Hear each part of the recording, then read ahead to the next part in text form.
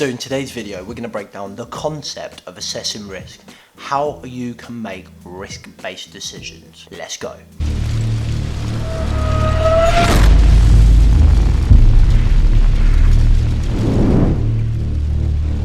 What's up guys? Welcome back to Rebranding Safety, Toolbox Tuesday. You're gonna have to excuse my voice. My best friend's wife, I suppose she's my best friend as well really, had her 30th birthday party last night. Got a bit of a croaky throat and the colds hit me yesterday as well. So, you know, just sound horrendous. Today we're talking all about assessing risk, the concept. You've probably watched the how to do a fire risk assessment video already. And if you haven't, go back and check it out. In there, we broke down the steps of a fire risk assessment. And we're also going to do a video coming up soon, how to do a risk assessment. We'll break down the simple 5 steps of doing a risk assessment. What I don't really touch on in there is the concept of making a risk-based decision or assessing risk. And that's what we're going to talk about in this video.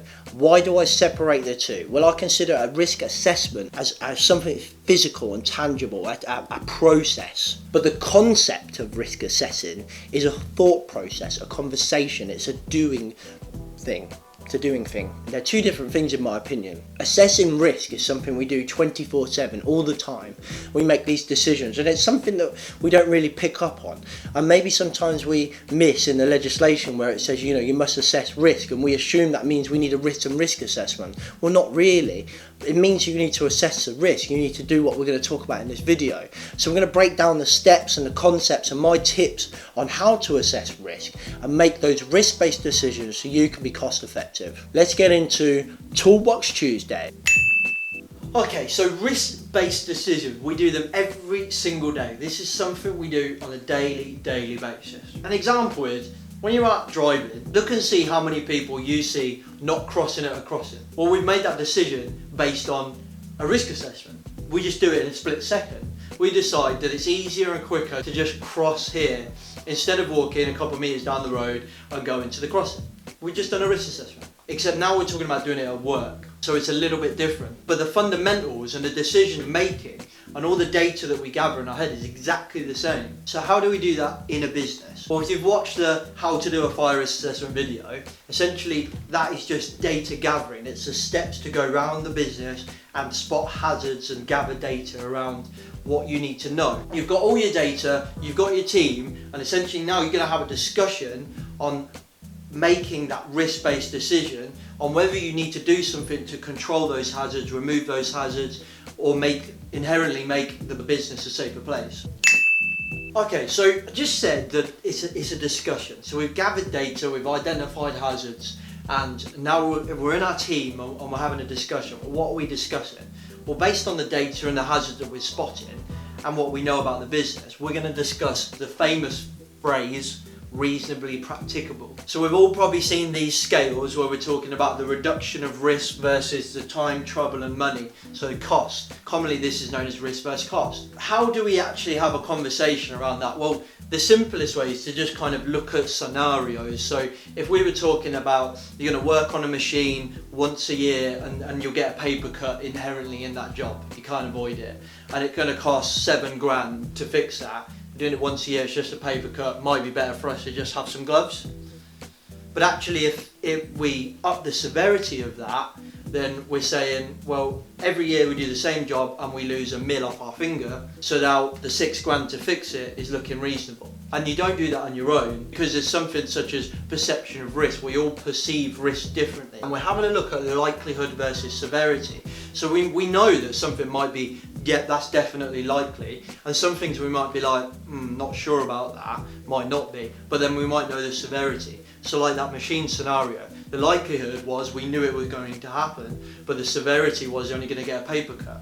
And then we change the severity and it ups it. So now we know it's going to happen and the severity is high. And that's what you've got to do based on that data. Now most of us think a risk assessment is a form, it is an exercise that we do, but it's not.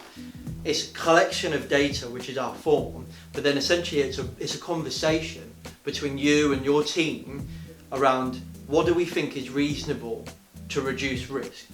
Because we don't want to balance these scales. In theory, these drawings that we see is completely wrong. It should be constantly moving like this, we shouldn't balance the scale, because there's going to be risk in everything we do, and everywhere we are there is risk of something. Risk of electric shock, risk of pulling your bad back. Everything we do, me walking the dog, there's a risk in absolutely everything we do, but we can't get rid of that. So don't be risk averse, don't be scared, have a conversation and make a decision as a team. So one last thing to consider is reasonably foreseeable, another grey term.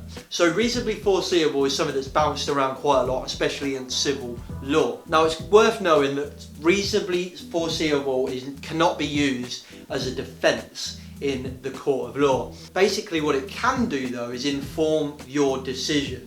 And remember, this process is a concept, is a thought process. It's not a form. It's a decision-making process, a conversation. So what's reasonably foreseeable? Well, I'll bring you actually an example of a case study that I heard of. We've got a construction site in a busy city centre, and that construction business decide to, instead of put Harris fencing up around the construction site, because it's in a busy city centre, they put hoarding up. But they're only going to be there for a short amount of time, so they don't put the hoarding to the guidance depth that they should basically fit it in the footings in. You can tell I'm not in the construction industry. So basically they put this footing in, it's in the winter months, and they get a crazy storm and the hoarding blows down and it hits 2 people.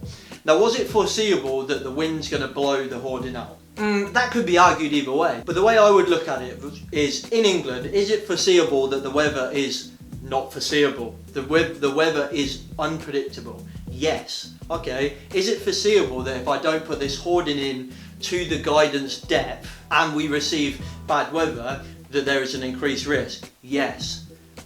Okay, so now we're starting to get 2 yeses, so maybe I should just put it in at the full depth.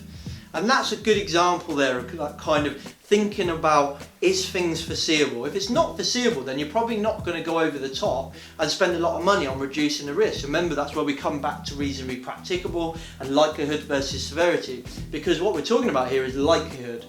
Is the likelihood of something happening reasonably foreseeable? Okay guys, I hope you found that useful. Remember, it's 2 different things, the process and the concept, in my opinion, to be successful at doing a risk assessment. This is the most important thing. So if you found it useful, click the like button and subscribe and the bell so you don't miss another episode.